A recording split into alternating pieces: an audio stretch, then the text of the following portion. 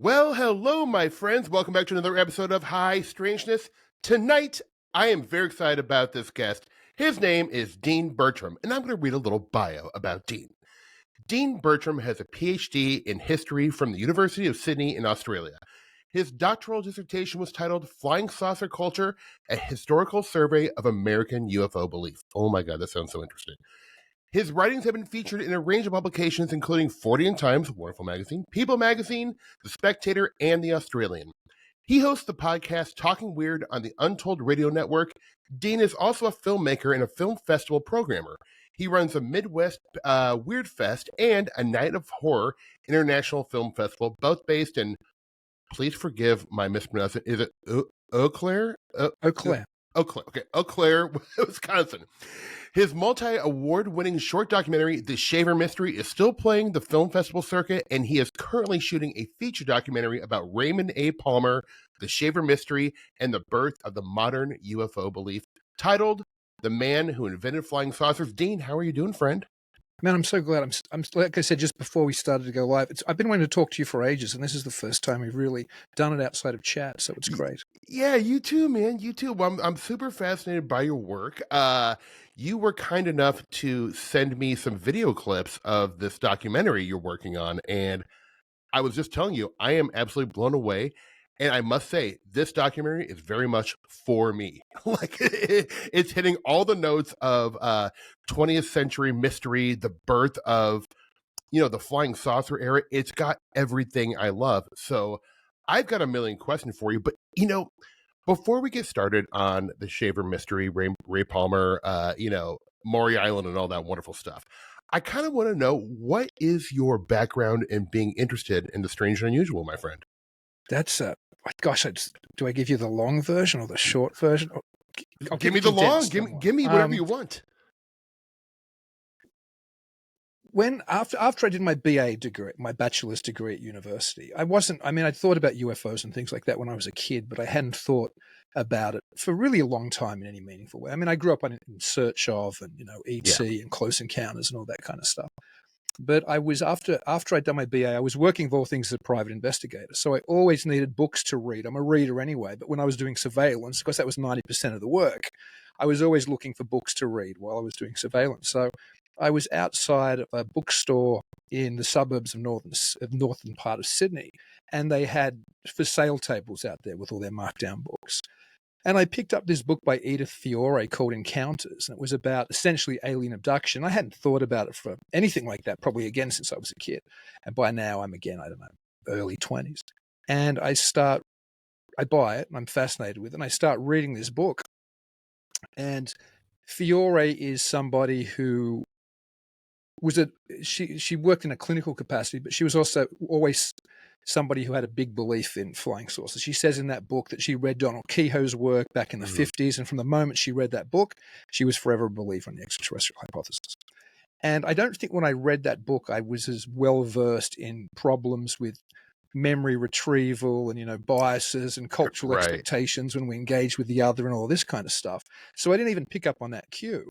And I didn't pick up more. I've since obviously read it a number of times since, when she says, well, the most amazing thing is patients come to me with no recollection of aliens or ever being abducted, and I find out that they have been. That should have been there should be 2 red flags there for people like you and I. But I read that book, and up front, she says something which you don't normally ever hear in a book. She says, now, this book you might find that things disturb you and your heart rate might increase, or it might bring back recollections of strange things in your room at night and those kind of things. So keep a pad down and jot down and record these, any experiences you have. Now, I didn't keep a pad down, but I think having read that up front, I immediately became conscious of, well, this is weird.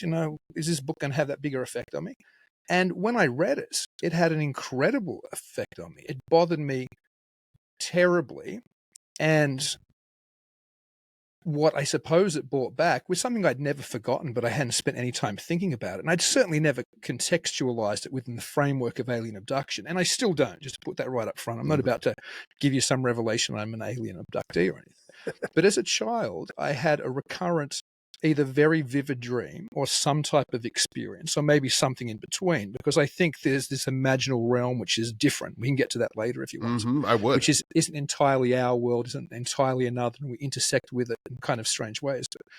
But there was this little man who came into my room at night and took me away. That's been the shorthand I've always remembered the experience as, right?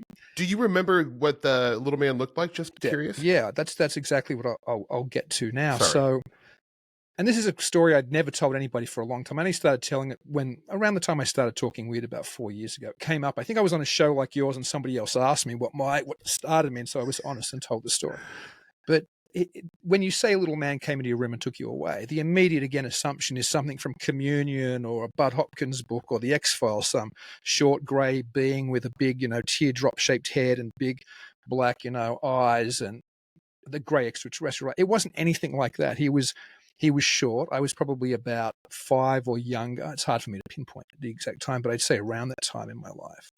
And he was stunted. He wasn't. There are people who have proportional dwarfism and non-proportional dwarfism. So there's people who you think of, I don't even know what the correct term is these days, but people who have a genetic condition where their limbs are shorter than their torso. You know what I mean? That's probably the little person you see the most often. Again, I'm not sure what the politically correct term even is now, but I've seen in my life many people who look like that. What I've seen less in my life is people who suffer from proportional dwarfism.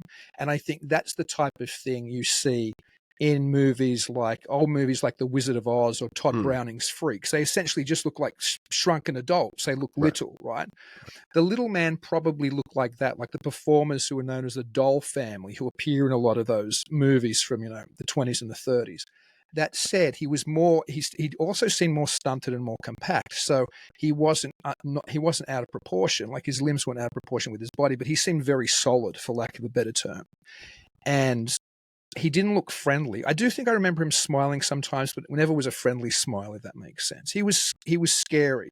And later in life, when I started getting interested in this type of stuff, so probably in my 20s, probably as an adult again, chasing this story of my own, I probably, maybe then, if I'd encountered it before, I'd forgotten it. But Fuseli's painting The Nightmare, where's the little man's on top of that woman's chest who's, leaning over a bed and her arms are flailed over her body and there's a horse's head in the background. The little man looked a lot like that. And to me, that looks folkloric, right? That looks like a goblin or a fairy or something. Right. So that's more in the tone of, more of the style of what the little man was. Now, again, I don't think I'd been contaminated by any popular culture, at least extraterrestrial type popular culture. This is before I'd seen Close Encounters. It wasn't out yet when I was that age. It was before I'd seen E.T. the Extraterrestrial, a number of years before that. I hadn't started watching In Search Of yet with my old man. I know I later did in my life. So I didn't contextualize it as an extraterrestrial at all, which somebody might today if a strange little being came into their room. And when I say, to finish the story kind of quickly. No, take your time. I'm hanging on every word here. But when I say he took me away, there's only one time I can remember where I went to, but I know it was a consistent thing that he took me away regularly. It was always what would happen. But the only time, and when I say he took me away, he didn't throw me over his shoulder and jump out the window, or he didn't beam me up in a ray of light or float me through the ceiling into a spacecraft or anything. The only time I can remember where I ended up, I was in my bedroom with him, and then boom, it seemed to be we were in this other space. And again, memory's a funny thing. These memories are like 40 plus years old now, so it's a while ago. So I probably remember telling the story better than I remember the memory, to be honest now. But there's still a lot of it there. And when we got to this place, I remember it being much better lit than my bedroom. My bedroom was obviously dark. And I remember this place being well lit. And I seem to remember it being a fairly, I don't want to say vaulted ceilings because that's way too sophisticated, or an arch ceiling, but there seemed to be a lot of room above as well. But it was in a closure, and an enclosure of some description. And there were lots of other tall beings or people standing around me.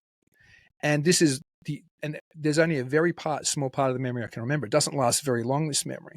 But for some reason, I remember this part very clearly. I thought the person standing next to me, or the thing standing next to me, must have been my mother. And I assume that's because I'm little. You're used to being at the shopping center with your mum. I come from a time when mums still stayed at home. You weren't sent to daycare there, and your mum raised you. And so I was with my mum all the time as a little boy, right?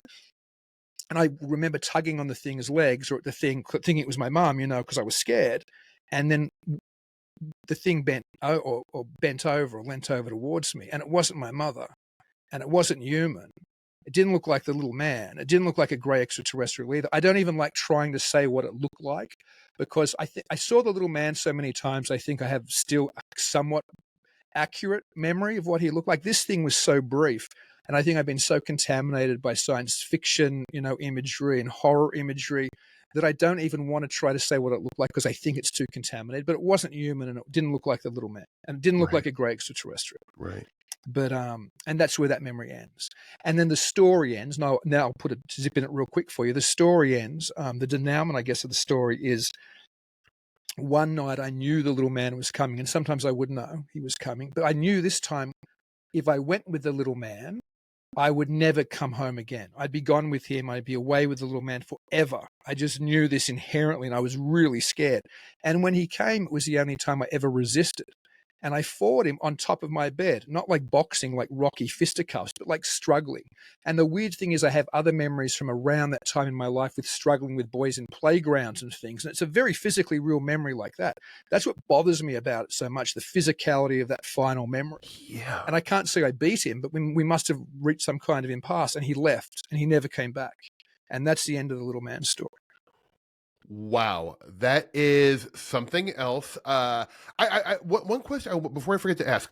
So you kind of you said that when the little man was coming, you knew he was coming. Like, was there any kind of like, I always think about Jenny Randall's kind of Oz effect thing, that experiencers have prior to an experience. Mm-hmm. What was the emotional feeling that you're feeling, like the knowing that this little man was coming for you?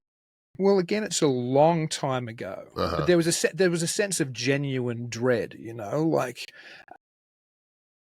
a genuine terror. And people talk about kids having night terrors, and later in life I did have sleep paralysis and things. And I know there's a phenomenological difference from what happened when I had sleep paralysis to what happened with this. It was entirely a different experience.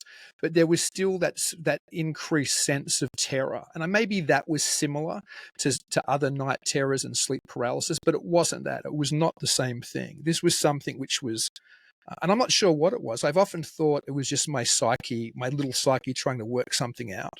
Right. But then again, I'm also sympathetic to the idea that there's this imaginal space, I think, which is somehow between us and the other, and between the real and the unreal. And I mean, that's kind of a cop-out way to describe it, because I don't think we have a way to describe it. But maybe we interact with something else which is beyond our subconscious. I don't know. No, well, that's an interesting idea. I really like this, because I have too thought of this, and other people have kind of thought like, oh, when people are experiencing these things in their sleep, it's they're awake during the hypnagogic phase, or they're kind of there's dream residue on them still, and that is providing the experience. But like, I like this idea of the that you're talking about, kind of like it's this little room between reality and the dream world, and then in this little room, maybe sometimes weird things can happen. That's interesting to me, Dean. Well, it was Henry Corbin who was a philosopher or a historian interested in Islamic mysticism and mysticism from the Middle East. And he, I think, coined the phrase the imaginal realm, because there were various Eastern traditions where there seemed to be this space between our world and the other world that wasn't quite us and wasn't quite. And you see other versions of it too. You see like Patrick Harper's Demonic Reality might be something similar. Right. Absolutely. That is a must-read book, in my opinion. That book changed how I view all this stuff. Yeah, and I think to me that's a better explanation, or at least it's not even really an explanation, just a better kind of construct to kind of place these experiences within and try to start to understand them. We have this kind of sickness today, well, we've had it for probably a couple hundred years now, where it's this modernist kind of sickness where we have to demarcate between the real and the unreal, or the spiritual and the physical, or the imagined and the actual genuine experience. And I don't think in previous times in the West prior to modernity, and still probably in some other cultures today, that there was this we were forced to make these decisions between these two different aspects of reality. And you still see it today in Sasquatch. Interestingly, is probably the greatest example in the Sasquatch realm, but they kind of fight each other. So you get the apers Yeah. and you get the woo people, right? Yeah. And the apers have to insist, well, it's some, I don't know whether it's a relict hominid or whether it's some undiscovered North American ape or whatever they think it is, a wild man running around the woods of North America. And then you get the people that, I guess the disparaging term is woo, who think it's something entirely spiritual or paranormal. Right. But maybe if you look at other traditions, including Native American traditions, they had no problem with thinking about this thing being part of our world and part of another. And you see that in fairy faith in Ireland as well. These things could interact with you. They could be your lover. They could do all kinds of things. Right. But they were also with the dead. They also went from that world to our world. But today you kind of have to say, well, no, it's physical ape man or it's, some spiritual mumbo jumbo. That's right. That's right. I couldn't agree more. And I can't remember where I read this not too long ago in a book, and now I can't remember the name of the book, or what book it was. But this author was talking about how, during the Enlightenment period, that is when a lot of, from what you're describing, it sounds like, where it was kind of the disenchantment of the world and culture and society, where it's like, no, we have science now. We know all this ghost and goblin stuff isn't real, okay? And if you believe in it, you're insane, I don't like, kind of like you're saying, I don't think it's as black and white as we're led to believe. Nowadays it really is, you are either a believer or a non-believer, but you can kind of be both, really, I think. And I think a lot of great thinkers in this space, we already mentioned people like Corbin, and we mentioned Patrick Harper, and obviously Valet and Keel and other people have, suggested things like this. Greg Bishop more recently, Joshua Cutchin, who I'm sure is a friend of both of ours. Yep. But you see it even earlier in the type of tradition and the space we move in. Charles Fort had real problems with the scientific establishment, real problems with the scientific methodology, and I still don't think we're going to get an answer to any of this stuff within the current scientific paradigms. No. And Charles Fort was saying that now, 100 years ago? And then you have one of the greatest philosophers of science, Thomas Kuhn, not talking about the paranormal, but also explaining how the scientific paradigm excluded things which didn't fit into it some 40 years after Charles Fort. Yeah. Fort really came up with that kind of the idea of the paradigm without using the term that Thomas Kuhn later made so popular.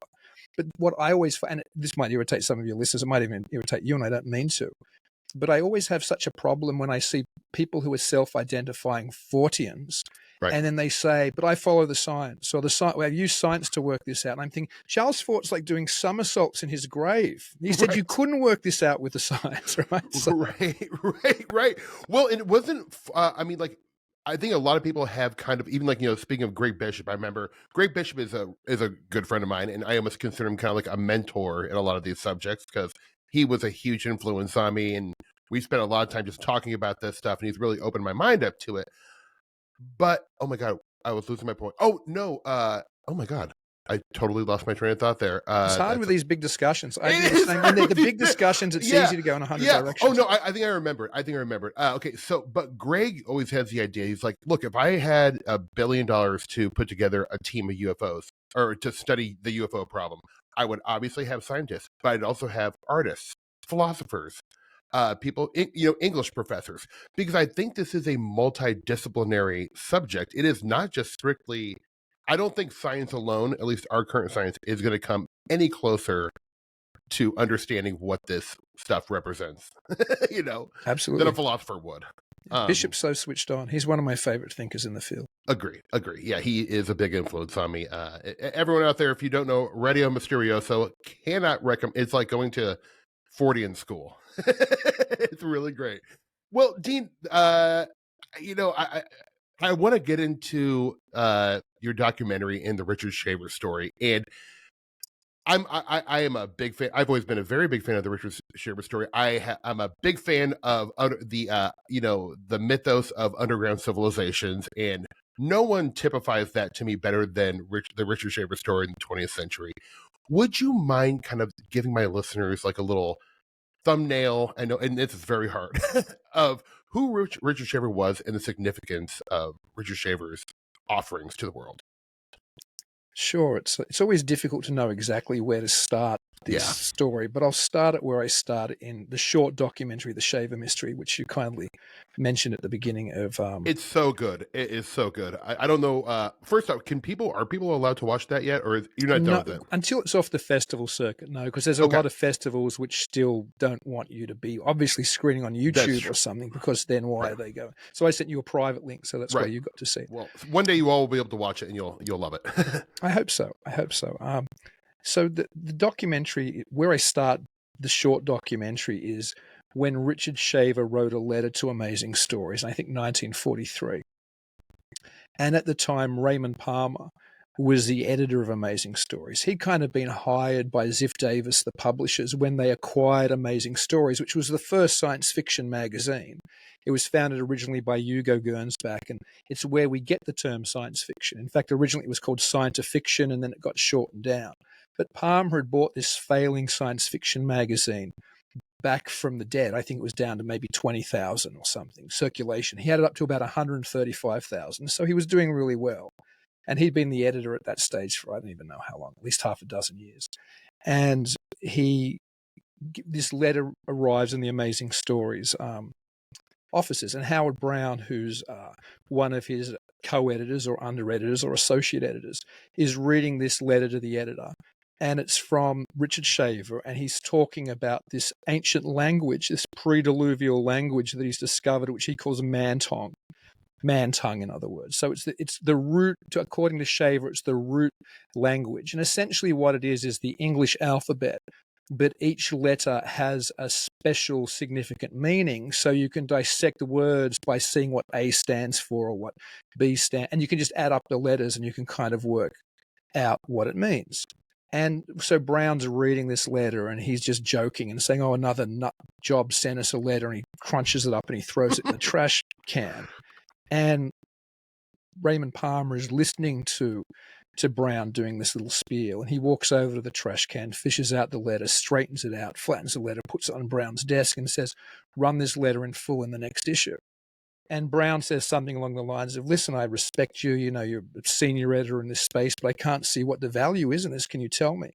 And Palmer says something like, one day I'll tell you, or one day you'll find out. Anyway, so they run this letter in total, and all of a sudden they get all of this response from people who are playing around with the alphabet. And some people are saying, oh, this is amazing, it seems to work. And other people are saying, this is just lunacy, clearly. But Palmer knows he's kind of onto a good thing. So he asks Shaver to send him any other materials that he has. And Shaver then sends him a 10,000-word document called A Warning to Future Man. Whoa. And A Warning to Future Man is kind of, I don't think it survives. I wish I had a copy of it. But originally, Warning to Future Man was essentially, supposedly, Shaver laying out this kind of cosmology about a pre-diluvial civilization. They were called the Atlans and the Titans. And they realized that the sun's rays were poisoning the earth with their radiation and gradually killing you. And these people could live almost forever without the poison. So they built massive cave systems underneath the earth, this big cavern world where they all moved into it first. And then they realized that the poison was still seeping through the earth. And according to Ray Palmer, who later talks about it in an interview, was getting into their water supply, and for whatever reason, they were still getting poisoned by this water or by the sun's rays. So they planned this max exodus off planet to go into deep dark space away from the poison rays of the sun, and most of them left this planet. But the people that left behind, there were a few different types, really. There was the Darrow, which is using Shaver's original Man-Tong alphabet. D means detrimental, and Ro means robot. But robot didn't mean a mechanical robot. It just meant you were controlled by one specific force or instinct. So the Darrow were controlled by detrimental ideas. So all they wanted to do was rape and pillage and torture and destroy things. And they became that way because they'd been poisoned both by the sun's rays, and they became poisoned by the advanced technology that the Titans and the Atlans had left behind, because supposedly you needed to, I guess, clean out the filters or something, and nobody was. So they used this so often, and they turned the stim rays, which was some of the different kinds of rays this technology could could beam your thoughts into other people's heads. It could, destroy things depending what the ray system was. It could torture people, but the stim rays provided sexual pleasure. And supposedly they also used the stim rays on themselves a lot, which also made them further deformed. But there was another group of people called the Tarot. And T in the Shaver language was kind of like the Christian cross. It meant it was good, it was integrated, it was wholesome. And according to Shaver, the Bible and the cross that's normally on the Bible is an ancient memory that the T symbol was good, according to Richard Shaver. So, but the Tarot were good, but the Tarot who were left behind, I guess originally they were all the same, and just the Darrow devolved into the Darrow, and the Tarot still became kind of good. There were more Tarot. So the Darrow were always fighting this kind of rearguard action to try to stop the Tarot from doing their nasty things. And then there were some people who stayed on the surface, who never went underground, and they were essentially what became us, what became humanity. And our lives were much shorter. The Atlans and the Titans could live for so long that eventually they would become maybe 100 feet tall or more. They would become giants. The giants we have in prehistory, according to Shaver, was because before the suns poisoned people, these people could live for thousands of years, and they just continued to grow. They didn't stop like we do it, anywhere between normally 5 and 6 foot something. Right? So that was essentially what the manuscript, I think, with some story in there, but it was really just this weird cosmology, I believe, sent to Ray Palmer. Ray Palmer liked the story, but he wanted a story. He had a science fiction magazine after all. So supposedly he redrafted that story into a 30,000 word sci-fi novelette, I guess, which he ran in a 19, I think Jesus, I shouldn't have forgotten this. I think it's a 1945 issue of Amazing. Is it the March 1945 issue? Anyway, mid-40s issue of Amazing Stories. And he called it I Remember Lemuria. And why he called it I Remember Lemuria is, well, for a couple of reasons. One, Shaver's suggesting these people were a pre-diluvial civilization, but he thinks of them more as Atlantis or Atlans or that type of civilization. But Palmer had run stories with Lemuria on the cover before. And because it was a popular New Age idea, whatever the New Age was then, theosophical movements or occult movements, right? He termed it I Remember Lemuria. And that copy, that magazine, and which he also said was a racial memory story. He didn't want to say that Richard Shaver had somehow actually been in the caverns, because that's what Richard Shaver said. He'd had experiences with these beings. So he said, Richard Shaver, this was a racial memory story for the first issue. And that thing went gangbusters. An Amazing Story sold 185,000 issues. Wow. Which at the time was a massive circulation. Right. It grew even more. I think he got it up to I believe the height of the Shaver Mystery Stories, they were up to 250,000 issues or something circulation. Especially for like a kind of a fringier magazine, that's huge. Yeah, I want to ask you one thing really quick, because I don't know this. In the mid-1940s, how prevalent and how widely known were the mythos of Atlantis and Lemuria? Fairly widely known. The Lemurian thing had already, I think, penetrated, as I mentioned, kind of the occult theosophical culture via, I think even Blavatsky talks about it. Yeah, Blavatsky definitely did talk about it, but yeah. And Atlantis was a big thing in America, which still would have been really well remembered, because Ignatius Donnelly, who was actually, I think, a US congressman or US senator or something. It has a fascinating character if anybody looks up Donnelly. I think he tried to start various kind of utopian communes and things. A really, really interesting character. But he wrote a book called Atlantis, I think the Antediluvial World or something. And it's a book worth reading. There he presents kind of, pre-diluvial language ideas. And his idea was that there used to be this very significant culture, which is essentially Atlantis, and it was very advanced. And when Atlantis sunk beneath the waves, which of course is originally talked about, thousands of years before by Plato, then by Socrates, and then by Plato, right, I think. But so he'd popularized this idea in America with a best-selling book called Atlantis, and the idea that when that civilization sunk, there were kind of offshoots or colonies all around the world. So, and we still kind of, this idea is still popular today when you talk about, Aztec pyramids being like Egyptian pyramids. Now we might say, well, it's aliens. But back then the idea was, well, there might have been this older central significant culture which kind of we lost, but there was still outshoots of it that took the culture around the world. Right, like Mount Shasta, is a refuge for the Lemurians. Yes. And Shaver was just saying it went beneath the earth, essentially. And of course, Shasta's a big part, in a way. It became part of the Shaver mystery as well. It was the idea that one of the entrances to the cavern worlds was in Mount Shasta. So it's all. I didn't know that. Yeah.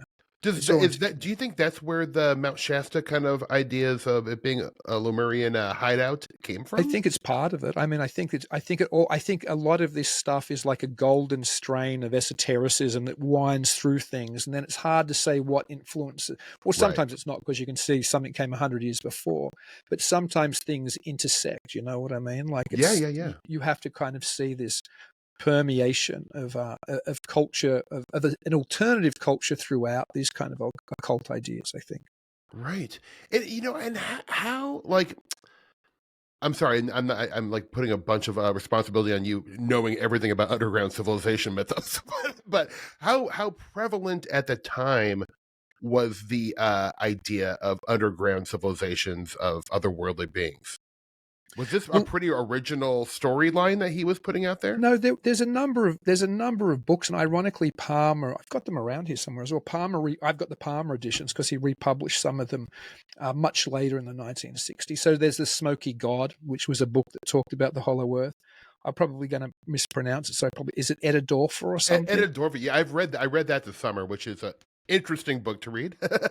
There was a Merritt, of course, Abraham Merritt, or A Merritt, as he's usually referred to, was like a more popular horror sci-fi weird author than Lovecraft back in the day. Shaver was well, he talks about it in in the second story, An Amazing Story. So I remember Lemuria was the first. The next issue, they ran a story called Thought Records of Lemuria, and unlike the first one where Palmer said this is racial memory, at the front of that one they let Richard Shaver write essentially a letter to the readers, or just a bit to the readers before the story, and he said, it's not racial memory. I've been to the caverns. I've accessed the thought records. I know the stories because I've been there.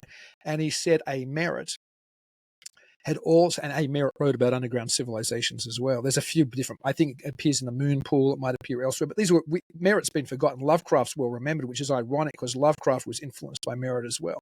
But Merritt's all but forgotten. But back then he was well known. So when Shaver referenced him in Amazing Stories, everybody knew who Merritt was. Mm-hmm. And Shaver said, Merritt's had these experiences as well. Obviously, he just hides them as fiction. Gotcha. And Lovecraft, too, of course, talked about things under the earth, Chthonian kind of, Right. creatures and ghoulish, cities. And elsewhere, Shaver, I think in a letter to like a fanzine called Vampire or something, he talks about one of Lovecraft's books, which I think he ghost wrote with, who's the female author he wrote that with? I can't remember. Anyway, Lovecraft and another author wrote this book, or this story called, I believe it's called The Mound, I think. And he said what Lovecraft describes there is, essentially what it's like in the cavern world. So implying Lovecraft, I think he might have even said Lovecraft clearly knew about the cavern Right. world. Well, that's amazing. I mean, there are people out there to this day who think there's I don't want to say they believe in the Cthulhu mythos and Lovecraft, but like there's people who take it seriously to the point where they think there's something real about it. Yeah, I think And maybe in a hyperstitional way there is. I don't know. Well, I mean that is a very good question, because or a very good point, because it becomes then, if we are somehow intersecting with the other, and if we're somehow engaging in this type of co-creation, which Bishop mentions in his piece in the late Robbie Graham's UFOs Reframing the Debate, but other people have said similar things as well, that somehow we're coming to this anomalous phenomena with our own expectations, and somehow it's either acting as a sounding board or a mirror and reflecting them back, or somehow it's taking what it knows we expect and presenting, however the mechanism might work. Right. Perhaps if everybody all of a sudden started believing Cthulhu was real and there were deep ones, in your local lake, and if everybody believed that, that might very well be the experiences that people had. So maybe it's not as silly as it sounds when people get serious. Maybe it's better to encourage people not to get too serious, because before we know it, Cthulhu might rise from Rillier and we're all in trouble. That's exactly. Well, you know what? I mean, like it sounds funny, but like I'm not saying I believe this to be so, but I am extremely interested in the idea of hyperstitions, where these fictions become real, or they become believed as real, right? And just as an example, I remember I started getting really excited about these ideas right before 2012. And I started getting nervous. I'm like, gosh, if enough people believe in 2012 happening, it's going to happen. I didn't really believe that, but it did. Like, there was like this 2% of me that was paranoid about like us manifesting some kind of cataclysmic event. But there is something to I mean, obviously we mentioned Valet and Keel, and they both really, maybe without directly saying it, but it does seem like they're kind of getting at that this phenomenon, whatever it is, uses our sea of archetypes to pull from and shows us things that are like quasi familiar but not exactly what we expect. But so like I'm a big fan of Greg Bishop's co-creation hypothesis. Like I think there is just something to it. I'm not. I never use the word belief because I it's hard for me to believe things based on faith when it comes to these topics. But I find like certain ideas and philosophies more interesting than others, and the co-creation is right at the top for me. I want to so like you know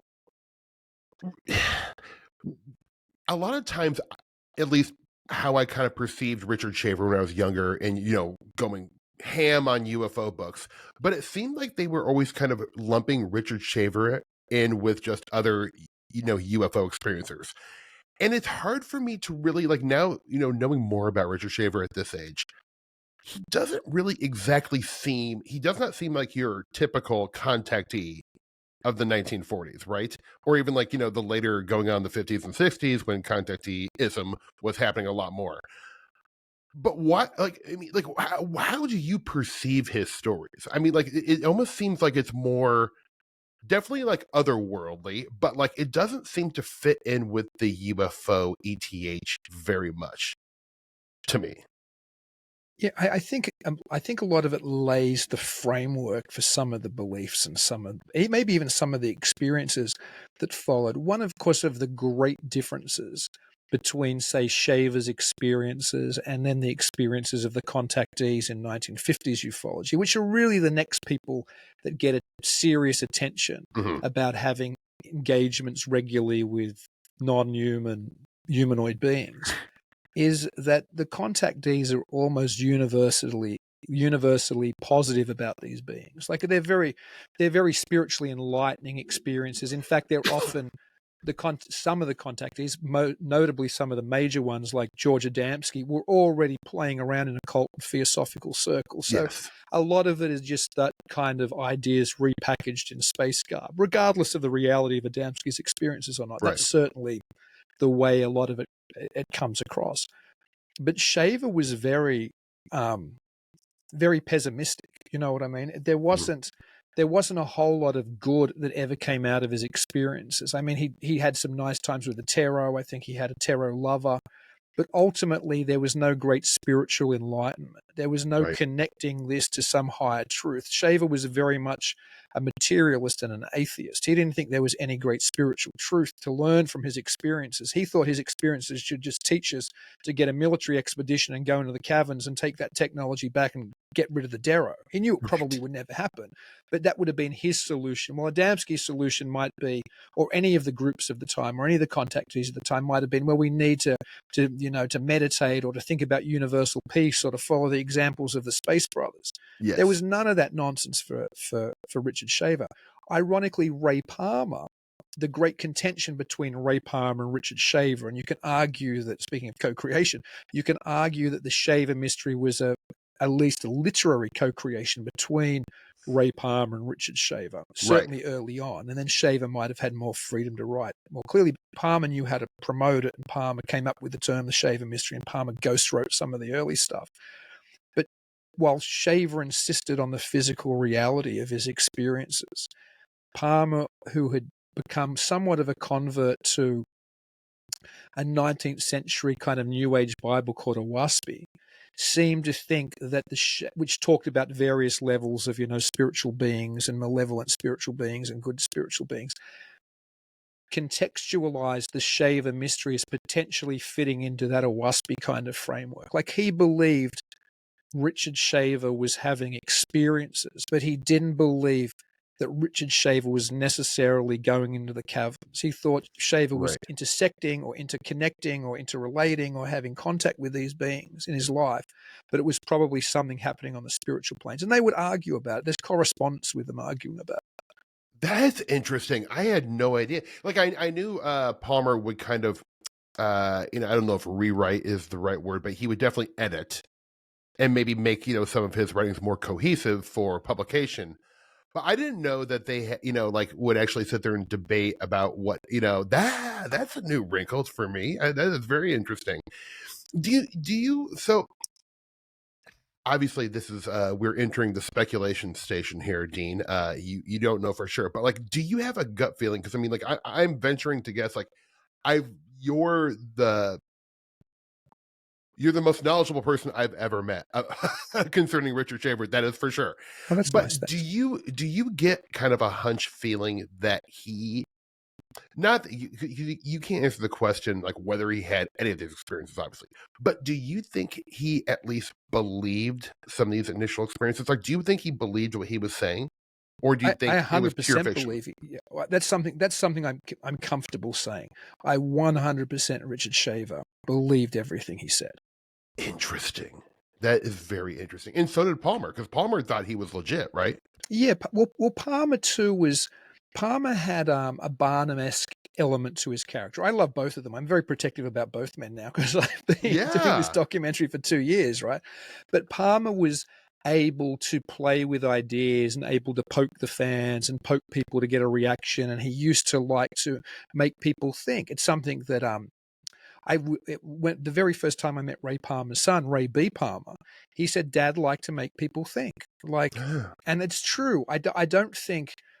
I don't think Palmer was ever cemented as solidly in his belief system as Richard Shaver was. Again, though, Richard Shaver is an experiencer, right? So Shaver is basing what he's saying supposedly off his experiences, while Palmer did have some experiences, and we could talk a little bit about that, but most of his stuff is standing back and trying to, hypothesize what these things might be or what these things might not be. And that's what he was very good at. He was good at getting reader interest in letter columns and throwing things out there which were controversial and suggesting different ideas about the UFOs and about other paranormal experiences. He was very good with playing with ideas, and he was very receptive to different ideas, Raymond Palmer. Right. Right. Um, uh, a lot of Shaver's known for also having these rock images. So like taking he collected rocks and would sell rocks, and he was a prolific artist as well, which I knew he was an artist and would paint and stuff. I had no idea to what extent, until I saw your segment on Shaver, which is fucking brilliant, I must say. Thank you, man. But he would see things in rocks and then like paint into them to show people what he was seeing. It's almost like this, I don't want to say he was only experiencing pareidolia because I wasn't there. I didn't see it, but like, talk a little bit about the rock art, or like, him deciphering these images from rocks. Sure. I mean, that in the documentary, in the feature documentary, so you've seen the Shaver Mystery short, which is kind of, you've seen it. In fact, you've seen the later segments as well. I sent you probably almost, I don't know, You sent 3, 70% of what's shot so far. I think we've got about 70 minutes of the edit. I probably sent you about 40 minutes of stuff. Oh man, you are cooking. It is so good. Oh, thanks, man. I really appreciate it. But what I call the Shaver Mystery Part 2 in the documentary is after the publishers cancelled the Shaver Mystery. So we were talking about the Shaver Mystery running in Amazing Stories and having this crazy level of popularity and selling like 250,000 copies in its heyday, which was unheard of at that time. It's the science fiction community themselves. I'm sorry, this is a slightly long answer, but I think it sets the stage for what's coming. The science fiction community themselves, and it was small. It wasn't like today where you go to a Comic-Con or a sci-fi convention, there's tens of thousands of people, or, the whole science fiction fandom world might have been 1,000 or 2,000 people at the time. It was very small. But those people, for the most part, thought they wanted sci-fi to be more highbrow. They wanted it to be about speculative ideas about the future and what technology might be or what social change might be. While Palmer, even before the Shaver Mystery, had always been the type of what we think of as now as, the Captain Kirk Star Trek, where you get your shirt torn and you beat up an alien and you make out with a beautiful blue-haired, Right. blue-faced babe with, various appendages which mightn't be human. That was the Amazing Stories, right? It was that kind of excitement. Palmer was even famous for telling writers when he thought the story was boring, throw another body through the skylight. Like, you've got to make it exciting. So one of the reasons he made it so interesting was he also well sold is it appealed to younger readers. But there was this small group of sci-fi fans that already despised what Palmer was doing with science fiction. And when the Shaver mystery hit, it was the final nail in the coffin, which to a degree is ironic because Palmer was one of the first people to put fandom together. He founded the original sci-fi fan magazine, or the fanzine. The Comet was Palmer's before he was an Amazing Story. So he'd always been a part of fandom, but fandom came to hate him. Certainly by the Shaver mystery, they despised him. And they had this really energetic attempt to ban the Shaver mystery. So they wrote multiple letters to Ziff Davis. They wrote multiple letters to different publications. They said they were going to try to get the Shaver mystery banned by the US Post Office. They wanted to get it banned by, there was still a New York Society for the Suppression of Vice. They wanted to get it banned of pornography at that level or something. Jeez. And there's different reasons why, but it's probably Ziff Davis, the publishers, eventually decided to can it. It was probably because they were starting to get bad press about the Shaver mystery in mainstream magazines like Harper's as well, which was saying what the fans were saying, this stuff's crazy.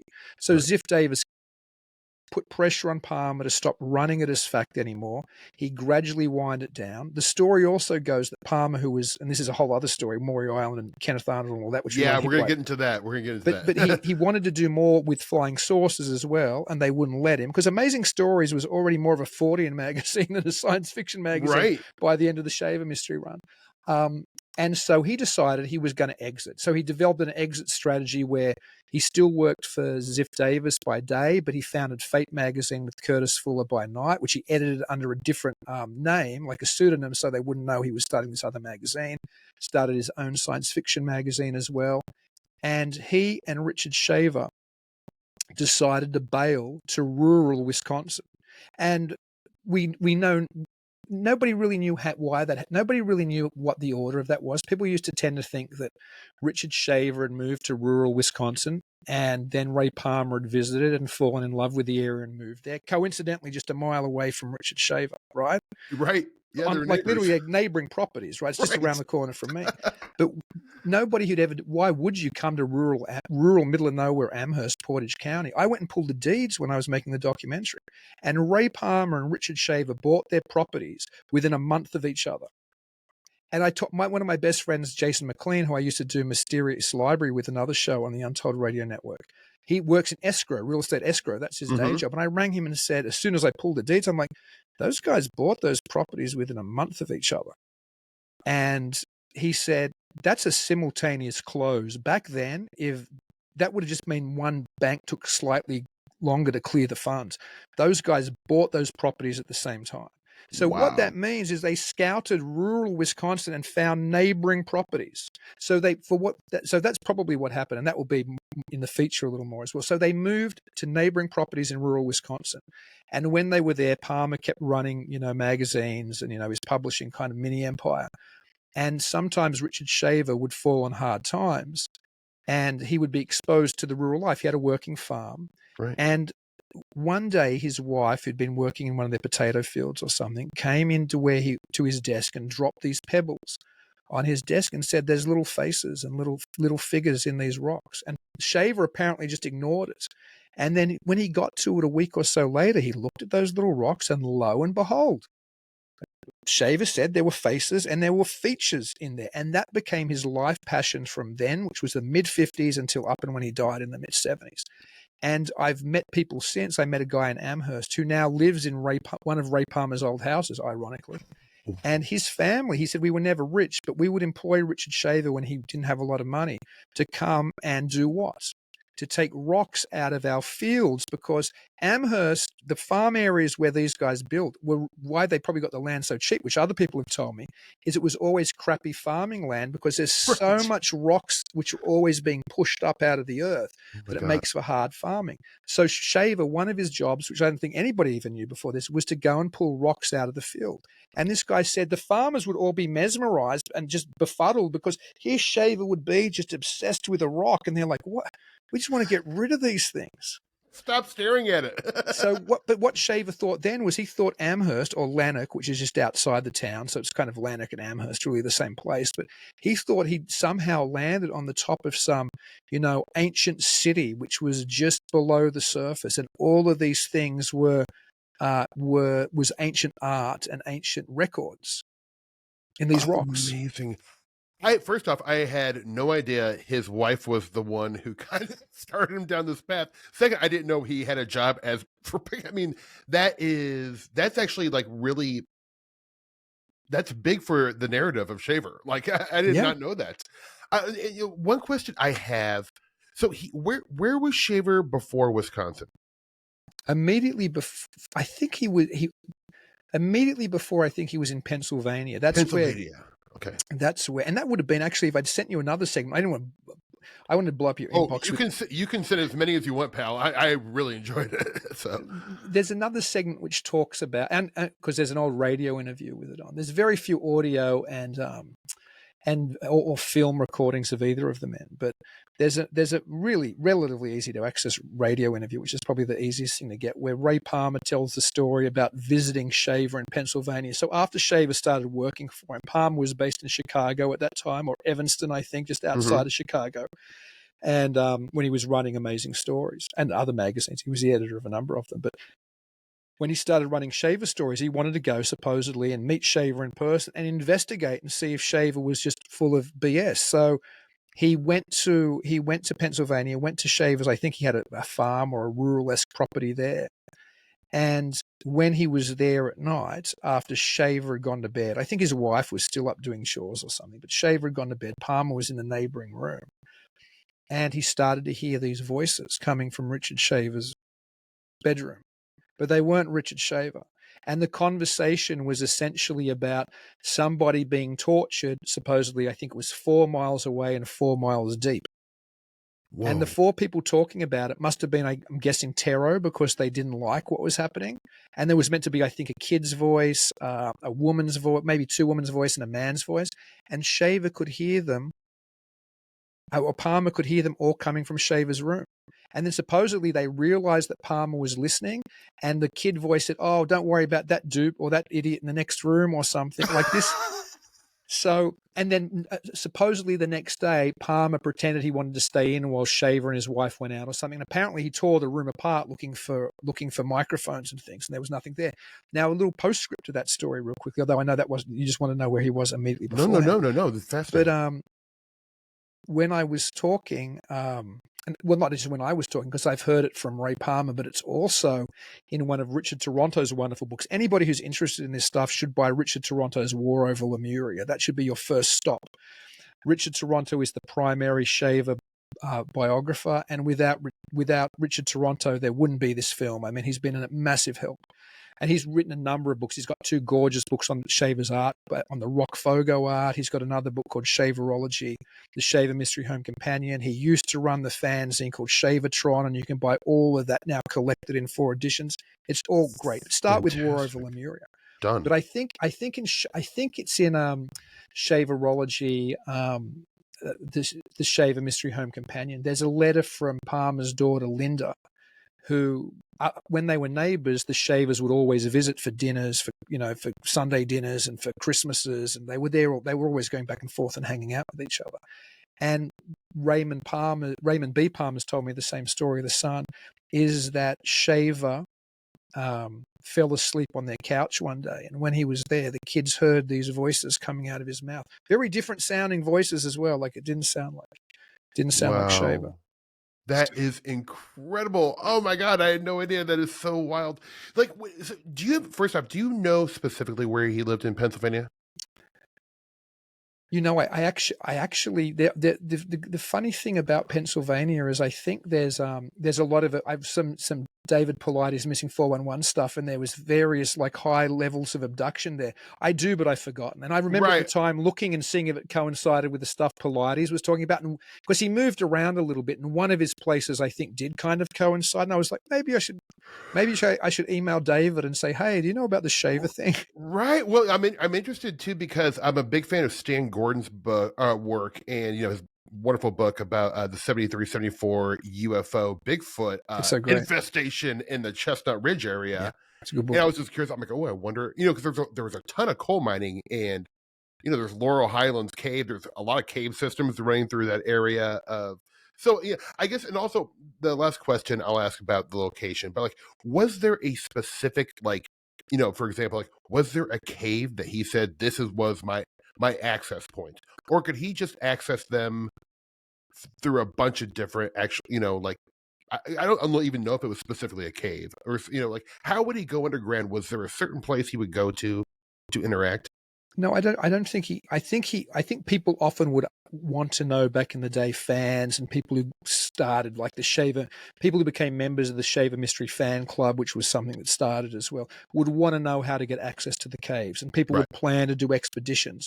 And I know that Shaver said there were entries to the cavern world at the poles, interestingly, which ties in with other Hollow Earth stuff. Sure. But I don't think he ever went.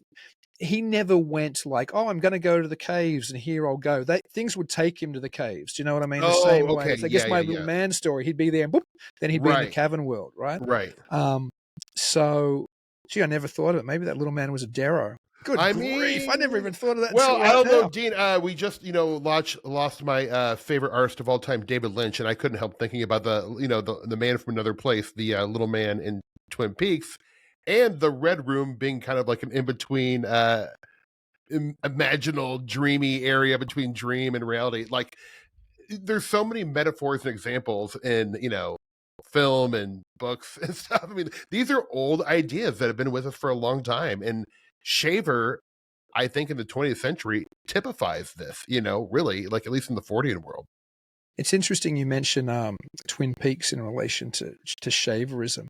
I was before Lynch died, only briefly before, I was talking to Jennifer Hagen, who used to be married to Gene Steinberg, who's sure. Well, I mean, I love Gene. I love Geneva as well. And because she'd visited, Gene had visited both Ray Palmer and Richard Shaver. He knew both of them, but Gene had visited with Gene. Yeah, so Geneva and Gene had both visited Richard Shaver in Summit, Arkansas, which appears in one of the clips that I sent you. And she said, and I never thought of it before, I knew about the Twin Peaks Shaver connection, which we can also get to. But she said, the little man in Twin Peaks, that's meant to be Ray Palmer. Oh, I mean, it kind of looks like Ray Palmer. It does kind of look like Ray Palmer. Especially in the face. I mean, like, Michael Anderson and Ray Palmer look very similar. And the weird thing too, and I wonder if this was a design thing, because I hadn't watched Twin Peaks since I got into the whole Shaver thing. The last time I watched it was probably 20 years ago. Mm-hmm. But after Lynch died, I probably did what a lot of people did, bought the complete Twin Peaks so I could watch it again, right? There you go. And I watched the episode the other day where Cooper first goes to the Red Room and the little man does his dance. And by then I'd spoken to Geneva, who'd said just before Lynch had died, like uncannily a week or so before Lynch had died. And he's also has this really big 70s collar thing on, which the only video footage, the only film footage of Ray Palmer. So if you wanted to make something that looked like Ray Palmer, you would watch that footage. It's available, right? Yeah. The UFO he has that, of course, because it was shot in the 70s is why he has that big 70s collar, just like the little man. So, I mean, I should ask Geneva how she knows, but she was like, yeah, that's what it is. And I'm like, well, what? I will say this to you. I'm a Twin Peaks devotee. In fact, I use Twin Peaks as a lens to kind of like decipher a lot of high strangeness, because I think I've said many times on this show that like Twin Peaks is the best UFO documentary you'll ever see. But if you know a little bit about Mark Frost, and he does not talk about this much, but Mark Frost is incredibly schooled, and he gets left by the wayside a lot. Everyone talks about Lynch's contribution, which was obviously immense, but Mark Frost had a lot to do with Twin Peaks, especially when you read the books that came out before the season 3 was released. They're all, he talks about Maury Island. He talks about Aleister Crowley. He talks about Richard Shaver. He talks about Raymond Richard Palmer. Shaver. So like Mark Frost is keenly aware of 20th century Forteanna. Like, I think he's one of us, you know what I'm saying? Like, so it really wouldn't surprise me if, when they were casting the part for the little man, I bet Mark Frost leaned lunges here, I think we found him. Well, it's funny. I was only thinking the other day, I really need to interview Mark Frost for the documentary. You do. So You do. Mark, if you're listening, reach out. I'm pretty easy to find. Yeah, exactly. But no, I'm serious because I wonder, because there's a later in the documentary, it's a segment I've only shot parts of, so there's no edit yet. But the Shaver Mystery Part 3 part will be the impact that the whole Shaver stuff made on culture. And Oh, I yeah. think there can be an argument made that it impacted Twin Peaks to the degree of what we were talking about, but also because before Twin Peaks, Lynch and Frost had been working on a show called The Lemurians, supposedly, which was about an explorer discovering this ancient evil civilization that then came up to the surface and messed around with people, right? I didn't know this. Yeah, so I mean, I'm given the fact that the Shaver mystery is referenced in Mark Frost's book on Twin Peaks, I'm guessing that Shaver influence had been, I mean, after all, I remember Lemuria is the first Shaver story, right? So I'm assuming that Frost was and maybe Lynch as well, were very cognizant of the Shaver mystery and were borrowing for it from the show The Lemurians that never got made. Right. Oh, wow, that is so fascinating. And that's canon. I mean, if you go to David Lynch's site and look at, projects that haven't been made or, projects that were abandoned, one of them is the Lemurians, and it says something like an explorer finds an ancient civilization that then starts coming and interfering with humanity, or words. Oh, that would have been so amazing. Oh, that would be so I wonder good. if, because they were doing that just before Twin Peaks, you wonder how much came in. I wonder if Leland Palmer isn't, Raymond Palmer was in their head, so they had the earned Palmer. I wonder if the main family name Palmer isn't because that wasn't part of, and there's no Lemurian script, so who knows? But you wonder if some of that wasn't carried over. Oh my God, these are amazing connections. Wow, I love this. This gives me a lot to think about.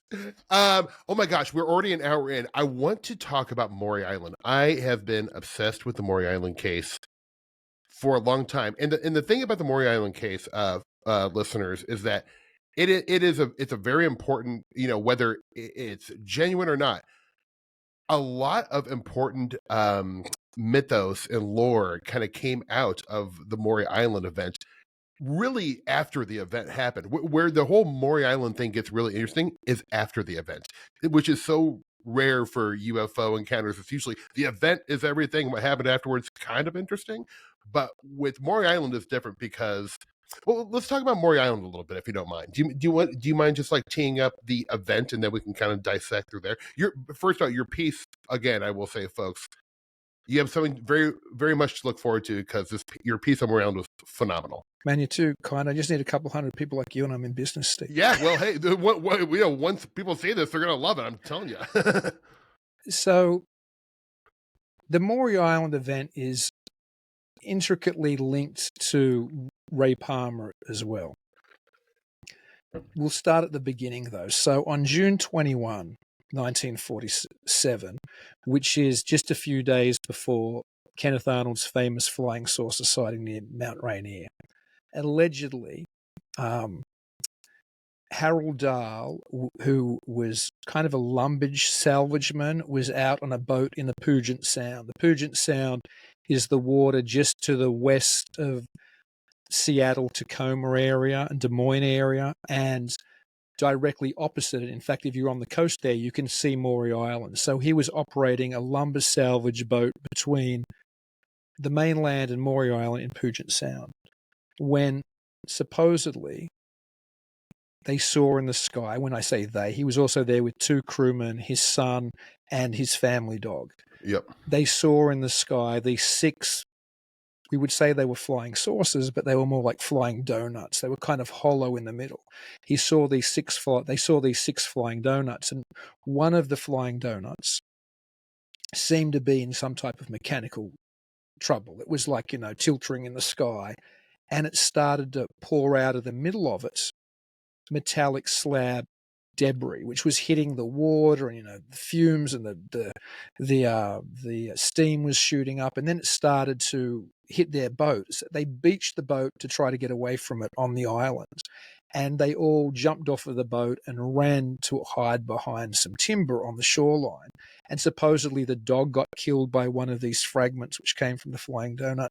A fragment hit Dahl's son's arm, and he was injured.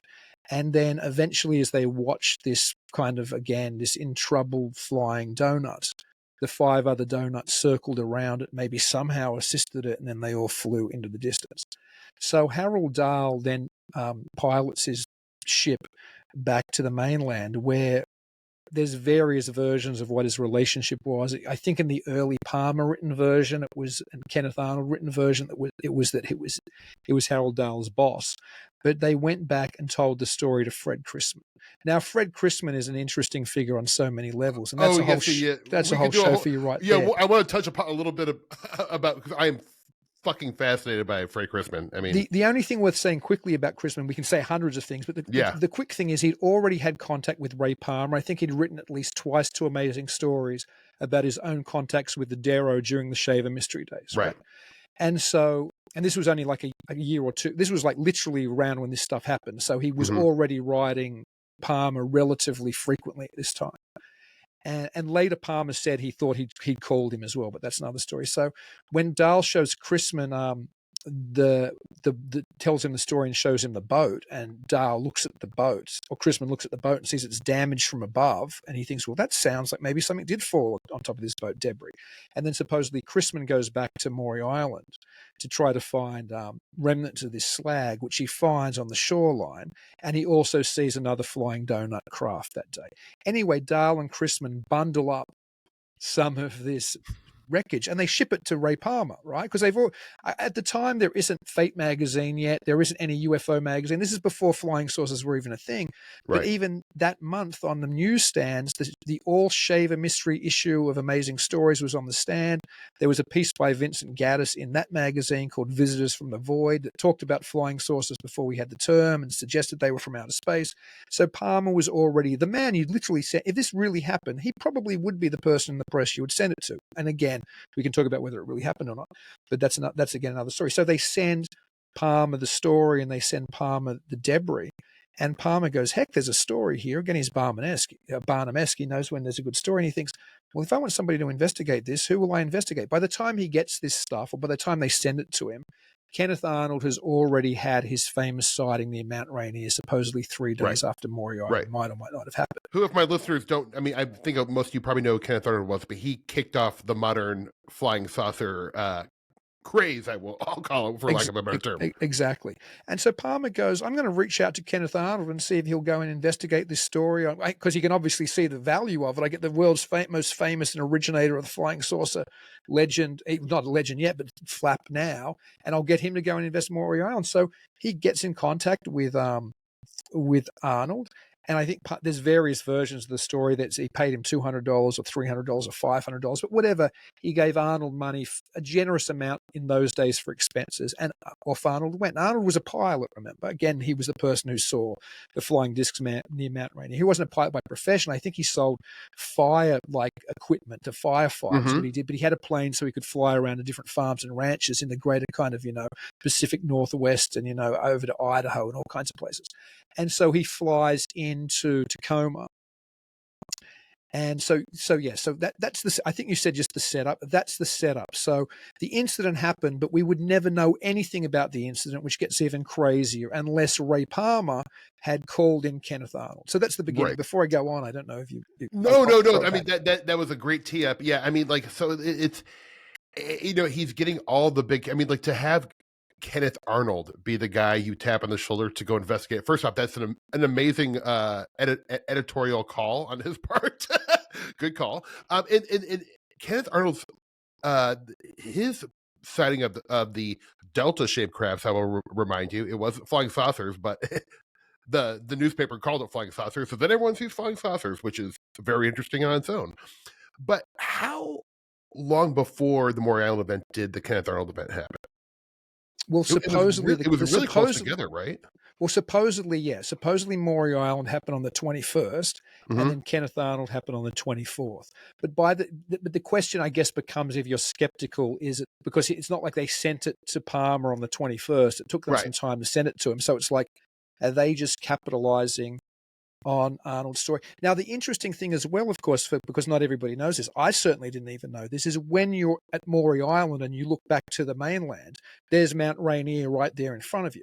So it towers over everything. So and Mount Rainier is where Arnold saw the saucers flying near Mount Rainier. So if you're living in Tacoma. You're very conscious of Mount Rainier. It's looming over you, really. Yeah. So is it possible that the sources were there as well? Maybe. Or is it also possible that you want to become part of this story? For whatever reason, the sites are interconnected, and they still are today. You can't go to Maury Island and not be conscious that that's where I'm looking at where Arnold saw the flying saucers. Right, right. Well, let's get into some of the fallout of what happened with this event.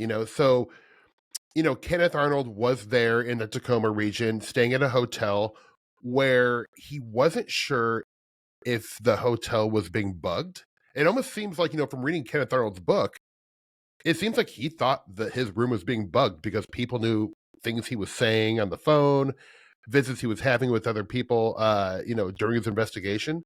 Like, there was a lot of paranoia, which is almost kind of like the genesis of UFOs and paranoia, like it really, and like all the tropes are kind of like invented here. You have Men in Black, you have like possible intelligence agencies, messing with him. But can you speak upon some of the fallout of what happened, once he started the investigation? Sure. It's worth saying too, you're absolutely right. It was Kenneth Arnold's book, but it's also Ray Palmer's book. They wrote it together. Oh, did they? Okay. I didn't know that. Coming of the Saucers, which is one of the very early flying saucer books, is by Kenneth Arnold and Ray Palmer. It's really good too. I It really is really like good. it. To be honest, it's one of my favorite UFO books, just as a read. Forget about the reality. It's up there with me with Barker's They Knew Too Much About Flying Saucers, and with John Keel's The Mothman Prophecies. And all three of those are creepy reads. Like you read them and you're like, there's something weird going on. Yeah, they're very suspenseful. But you know why? All three of those people could write. I said, definitely. I'm not going to take anything away from Arnold, but multiple people have suggested that The Coming of the Saucers is probably really Palmer. You know what I mean? Like, I'm sure Arnold gave him details, but Palmer knew how to spin, like, throw another body through the skylight story, which he did. And supposedly the dates are condensed and changed, so the story makes more sense to how it actually played. And so that, again, would be Palmer's editorial control. So, but to get to your point, what happened there, you're right. The Maury Island incident really is the birth of what I kind of call X-Files UFO belief. I use that term rather than, I think, Jerome Clark. Interestingly, Jerome Clark's the fourth edition of his UFO encyclopedia arrived today, which I pre-ordered. I have mine coming. I have the first edition, and I'm so, because I think that book is phenomenal. I'm such a nerd. I have all three. I have all four editions now. But that's from wasting my life, man. No, you're not. Hey, if you look at my library, you'd be like, God, get a life, man. Obsessed much? But well, sorry, now I've lost my train of thought. No, it's okay. But I think so we were saying that we were saying about how so much. So I think back in the day, this is why Clark came up. I think he called it like dark side hypothesis or something, which to me is just it sounds like something from, I don't know, from Star Wars or something, right? But X-Files UFO belief, I think, kind of works better because everybody knows what that means. Well, there's a government conspiracy, there's a secret government, there's aliens abducting people, they're in league kind of with the secret government, there's crash sources, like the paranoia. So I think this all does start, you're right, at Maury Island, because when Arnold is there, he gets very concerned that somebody, as you said, is bugging their room because they're getting calls from a local reporter saying, hey, somebody just called us and said you said this in your room. And Arnold, who is there with another major UFO witness of the day, Captain Smith, who I think was like a United pilot or something, really were already a famous commercial airlines pilot. They were sharing a room there because Smith flew in to help Arnold. And they were talking about all kinds of things. And then they get a phone call from the press and they'd say, you just said this. So they tore the room apart looking for bugs. There's a cool little line in there by Arnold where it says, I was so glad that I brought my handgun with me because I slept with it under my pillow. It makes it so James Bondish. Do you know what I mean? It does. So anyway, all kinds of weird things happen when they're interviewing Chrisman and when they're interviewing Dahl, and Arnold goes to where Dahl's kind of office is supposed to be, and it seems like or house is supposed to be, and it seems all strange and like, is this just been set up for my benefit? It's all very strange. Anyway, long story short, Arnold and Smith get a little spooked by what's going on. And Arnold already has Air Force connections because people investigated his famous sighting on June 24th. A couple of months before, I think it's August now, when they're finally at Maury Island and in Tacoma. So he calls in he calls in the investigating Air Force officer or officers, because two of them fly in. And he says there's something here, something weird's gone on. So they jump in because they're both pilots, the two investigating Air Force officers. They fly in a B-25. I think they interview Dahl, they interview Chrisman.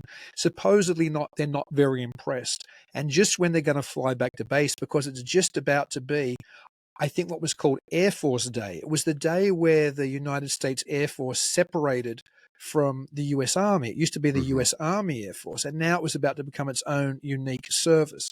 So they were probably itching to get back to base for all the celebrations that were about to come. It's on the cusp of it. I think it might just have officially become the U.S. Air Force, but it's on the cusp of the big celebration. And so they just want to get back to base. And Fred Chrisman says, no, I've got materials. I've got to show you. And so he runs and he brings with them in a cornflakes packet, a cornflakes box, a collection of the same type of debris that he'd sent Ray Palmer. And supposedly the Air Force officers didn't seem to want it, but they took it anyway. They loaded it on the plane and they flew back to base. But on the way back to base near Kelso, Washington, the plane has technical problems. I think one of the engines bursts on fire. The two investigating officers, who were also the pilots, got parachutes or told the two other crew members or two other passengers to just bail out of the plane, which they did. One was severely injured, I think, but they both bailed out with parachutes. But the two investigating officers, along with the Maury Island wreckage, went down somewhere near Kelso, Washington. The plane crashed. So whatever the reality of the Maury Island incident initially was, it ended up with the death of the first death of anybody in the U.S. Air Force. The first two, Right. no Air Force member, because there'd been no Air Force, a week before. The first two Air Force casualties were because of Maury Island, and obviously that becomes a big story, at least for government officials who might or might not have paid any attention to Maury Island. So Ray Palmer gets investigated, the Dahl gets investigated, Chrisman gets investigated. I didn't this know. is a real thing then, Yeah. That's crazy. I didn't know they actually, after the crash, they went back and investigated those guys. Yeah, they went back and they talked to everybody. In fact, I think that's when the FBI report comes out, which is kind of redacted, but you know who it means, which says essentially that it is an FBI report. And so this to me is hilarious. It'll be part of the film as well. Says that the investigating agent says, we think Ray Palmer and Richard Shaver essentially invented flying saucers just to sell issues of their magazine. I'm not kidding you. This is an FBI document. That's incredible. That is incredible. And maybe they did. Maybe. Well, it is that weird thing with the whole flying saucer phenomenon, because, Kenneth Arnold reports his sighting. He is not describing flying saucers. He said the objects skipped across like they were saucers on water. And so then the journalist is like, we'll call them flying saucers. That's a sexy slug line. And then therefore, what do people start seeing for 40, 50 years? Flying saucers. Exactly. I mean, it's weird. So if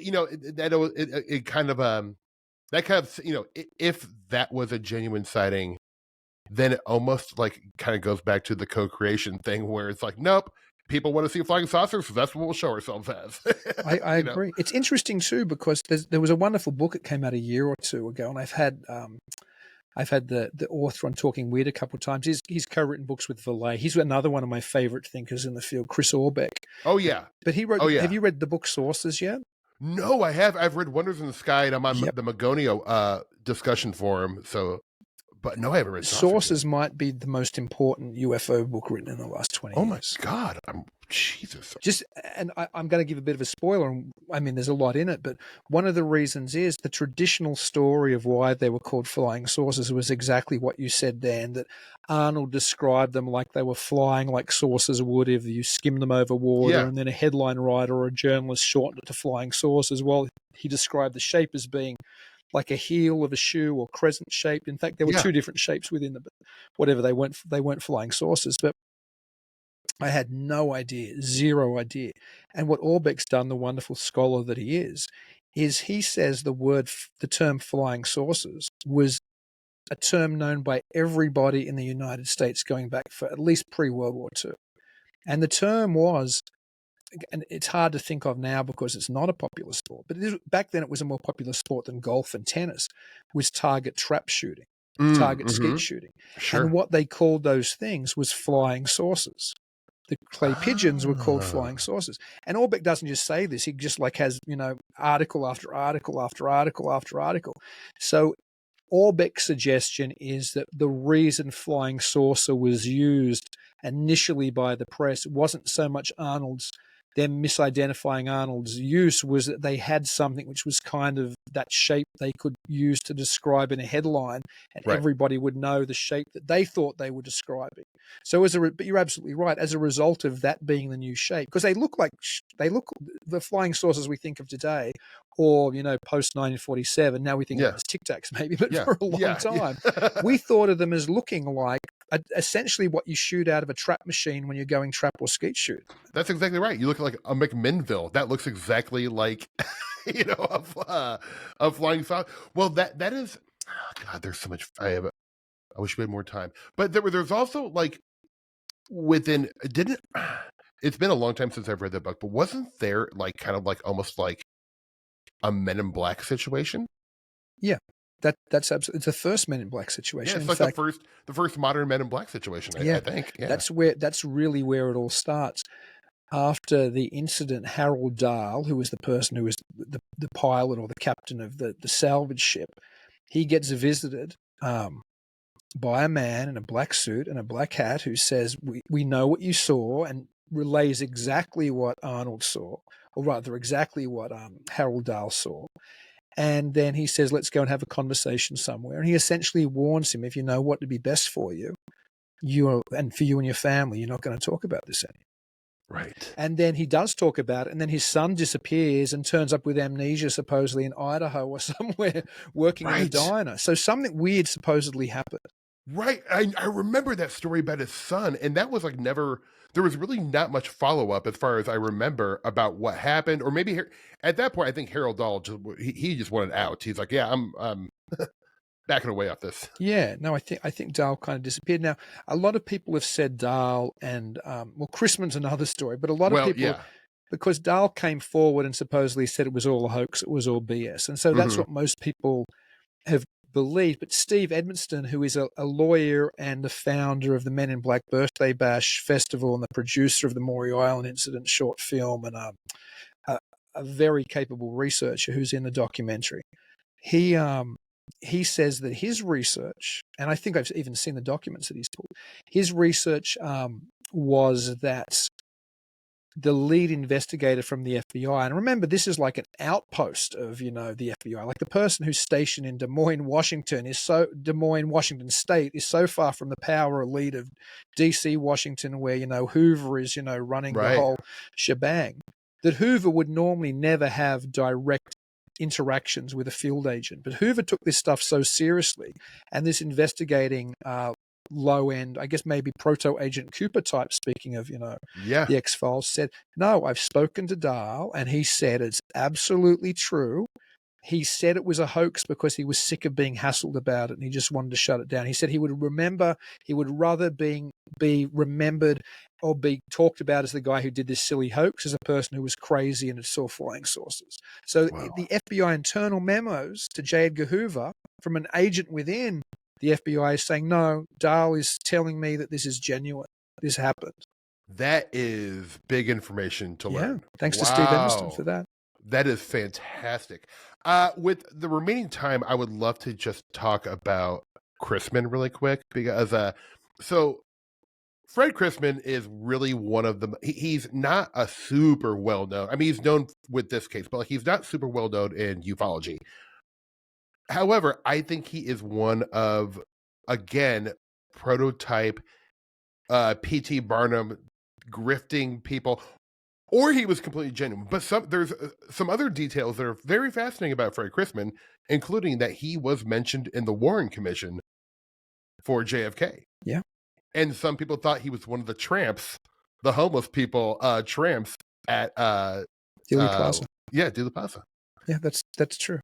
And he was also like, he was also a teacher, and didn't he also start some kind of like right-wing student government? Like, Yeah, So, he had a secret society for his students, supposedly, like in the high school for the senior students. And he was like a proto Art Bell, maybe Rush Limbaugh talk show host. And I think he went under the name John Gold or something. And he had right. like a conservative conspiratorial type show, I believe, out of Des Moines or out of Tacoma or somewhere there. Right. I mean, it kind of like, I'll put on my conspiratorial cap, and I've spoken with, buddies like Surfiel and some of my other friends who, after a couple beers, will be like, man, Fred Christmas was an asset. He was working for the feds or something. And, I mean, I don't know if I really believe that, but it does make you question that, like, this guy, because he was so tenacious with this story and really, like, almost hounding, Kenneth Arnold too with Yeah. this story. Like, he was incessant and he was doing all kinds of weird, really questionably shady things. He was such a enigma. I think there's a great book and someone like really doing deep research Well, on there's Fred have you read Chrisman. the Ken Thomas book, Fred Chrisman, the Maury Island incident? No, I Yeah, haven't. we lost Thomas recently. Ken Thomas, I think Yeah. he died about a year or two ago, right? But that Yeah. book's great. I used to have it in Australia. I don't have my Australian library here, but it's great. I think it's even secondhand. It's kind of pricey now. Not crazy. It's still affordable, but it's probably worth Right. getting. You probably enjoy Right. it. Incidentally, I don't know if you've seen it, but you would love it, and so would your listeners, I think. And I think you can probably see it on YouTube now. I played it at the festival, one of the festivals I run, Midwest Weird Fest, a few years ago, where it won Best Animation, and that's Brian Shickley, who lives in that part of the world. His animation, Fred Chrisman in the Cave of the Space Nazis, which has Palmer in it, Shaver in it, Darrow in it, Fred Chrisman in it. It's amazing. It's amazing. It is so good. I will actually put a link to that because it is wonderful. Yeah, I think Surfiel was actually the one who sent me that. He's like, dude, you're gonna love this. I'm like, yes, I did. It's amazing. I think I introduced, because they all came and hang out. That's funny. Brian was at the Men in Black Film Festival, at Men in Black Birthday Bash, rather, not film festival, and I introduced him to Surfail and Adam, and then they all came back to mine and one of my producers' hotel rooms, and we shot an interview there, and then I think Brian and I and the producer and my girlfriend stayed up late and got drunk and talked about Christmas. So, man, I want to get drunk with you and talk about Christmas. Man, we got to do it someday. I'm serious. One of these days, because I mean, like that, and boy, that is one of the best things in the world to do is have a couple of beers and get really granular about this stuff. Boy, some interesting ideas can come out. Indeed. And you know what? Brian Shickley would be a great guest for you as well. He'd love to be the show. Yeah, he was on Conspiranormal. I think that's where I might have originally heard him first, and he was the guy has done a lot of deep thinking and research into these events. Oh my God, so fascinating. Dean, I didn't even save enough time to talk about Weird Wisconsin. Wisconsin is one of my, I'm very into just even the idea of taking your little microcosm where you live and trying to research and dig up and document the Fortean folkloric history of where you live. But I have this affection and closeness for Wisconsin because I feel like Wisconsin might be the weirdest state. It has so much. It really does. Some of the best UFO cases. I mean, there's 3 separate towns that call themselves the UFO capital of Wisconsin. You got cryptids, Goatman, Bigfoot, lake monsters. You got, I mean, the weird occult rituals being done in the 70s by Michael Bertram, the magician from Chicago. Like, I mean, it is an enchanted land you live in, pal. Like, do you are you kind of into Wisconsin lore and like documenting and checking out some of this stuff? I mean, I'm interested in it just because I ended up living here, and that's what, of course, Palmer and Shaver were here as well, which is why I made the documentary. And Linda Godfrey's book Weird Wisconsin is what inspired me eventually to do Midwest Weird Fest, one of the film festivals I run here, because it is such a weird state. So yeah, I'm super. I mean, if you want an expert on Wisconsin lore, Jeff Finnip, who was on Talking Weird a couple of weeks ago, he runs the Badger, I think it's called like Badgerland Legends Facebook group and website. Like he's all about. He's great too. He'd load you up with so many weird Wisconsin stories it wouldn't be funny. Really? What was the name of it? Badgerland? It's Badgerland Legends. But I'll if you want to, I'll do a mutual Facebook message. That would be awesome. I would love to have him on. I am obsessed with Wisconsin. He's the guy to get to talk about that aside from the weirdness, it is lovely, just absolutely phenomenally beautiful. Yeah. But there's endless amounts to explore and check out there. Dean, you have been an amazing guest. Thank you so much for. I didn't mean to like make you describe these very hard like stories to describe, but you did it so succinctly and so beautifully, my friend. And I just want to say, and I'm not blowing smoke, the segments you sent me for your film are just very much for me. I'm extremely picky about the content I watch or enjoy in these fields because sadly, I don't think a lot of it's either rehashing stories I've read about 1,000 times, but this is revealing new tidbits and new narratives and new information about one of the most important figures and also in the Maury Island and Ray Palmer. It's just like it is so for me. I can't even tell you. So I really want to just thank you for putting great work out there. I'm so excited for people to eventually be able to watch this because I'm telling you, us old UFO heads, we're gonna be just rolling this up and smoking it like a fine tobacco because it is just you knocked it out of the park, pal. Man, I'm humbled. I can't thank you enough for that. Thank you, man. Dean, do you want to let the listeners know where they can find more of your work, my friend? Sure. I have a podcast live stream every Tuesday night, live at 9 Central, and it's archived on every podcast platform as well as YouTube and X and Facebook, called Talking Weird. That's on the Untold Radio Network. So you can find that either by just looking for the Untold Radio Network on any platform, and you'll find it, or just looking for Talking Weird. I run a film festival here in Wisconsin, in Eau Claire, every March. This year it's March 6 to 9. It's called Midwest Weird Fest, and it's loaded with the type of, I think cinema people who were listeners to this show would dig. So there's lots of paranormal documentaries. There's also lots of horror and sci-fi and really offbeat avant-garde experimental stuff as well. Beautiful. And you can find that at MidwestWeirdFest.com. I wonder how far, where is it? How far, is that close to Milwaukee at all? No, so Milwaukee's kind of to the south. Eau Claire is kind of to the center.